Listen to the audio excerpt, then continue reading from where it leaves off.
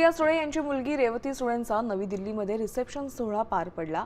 शरद पवारांच्या निवासस्थानी आयोजित या सोहळ्याला पंतप्रधान नरेंद्र मोदींसह केंद्रीय गृहमंत्री अमित शहा यांनी उपस्थिती लावली। तर काँग्रेस नेते राहुल गांधी आणि सोनिया गांधींसह विविध पक्षातील मान्यवर यावेळी उपस्थित होते।